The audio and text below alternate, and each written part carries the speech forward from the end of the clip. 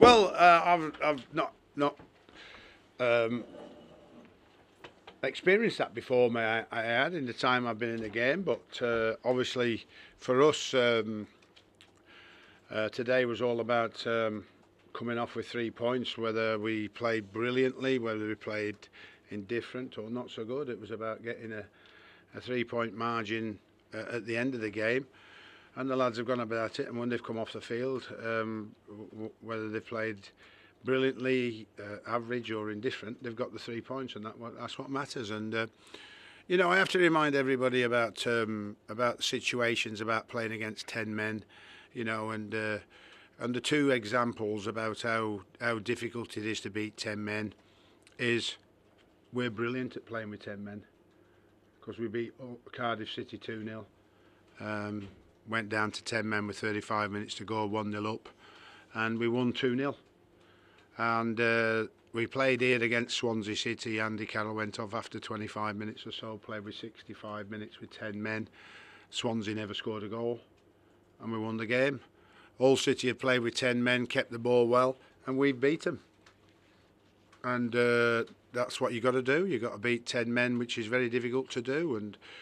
And the example I've just made proves to everybody, you know, just how good we are with 10 men, and teams can't beat us when we have 10 men. So we've beaten Hull City, and that's the most important thing tonight.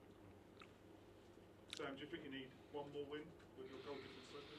Probably. I think that we'd be in a position now, 31 games, 34 points, and taking ourselves just above Hull City today. And I think that when we all get up tomorrow morning and we all look at the table and we look at the position we've put ourselves in, tonight's performance hardly really matters. It's just about the 3 points and just about the victory, and moving on to Sunderland on Monday night. We've lost 3 games on the trot for the first time since I've been here in the Premier League.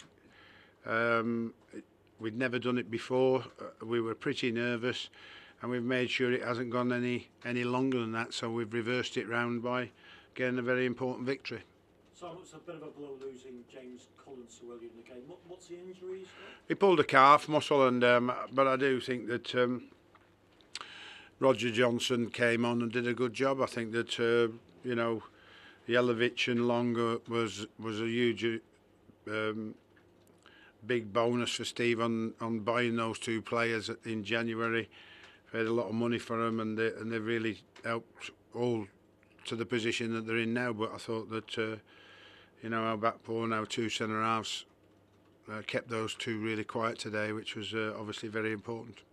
So I know you just speaking about how difficult it is to beat sides with 10 men. What would your message be to the West Ham fans after that sort of reaction at the end? Stay behind your team, because it'll affect the players otherwise. Fans come to the ground, and whatever you say, they can affect the players in many different ways.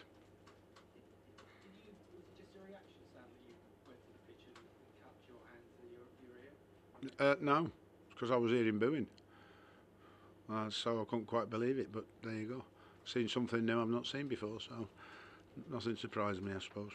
What was your feelings? How was it? Anger that you were being booed? Well, I can't understand it, to be perfectly honest with you, because we've got a difficult situation, and it's life, I suppose, by frustration. Yes, we wanted to play better against 10 men. Yes, we wanted to score more goals against 10. Yes, men, everybody expects you to, but by the examples I've just shown you, we're the perfect example that the fans have watched, and with great delight and great joy, when we won at Cardiff, and under very difficult circumstances on the run. We were under them, by the way. To lose James Tompkins and win with 10 men when we were right under the cosh at the bottom end of the league, struggling for results. The character of the players were brilliant that day. And then here, like I said, against Swansea. But, you know, nothing can be taken for granted in this game. Just because you're playing against 10 men, nobody can take for granted that you're going to win 3 or 4-0. You just can't do that. Sam, what's your take on the penalty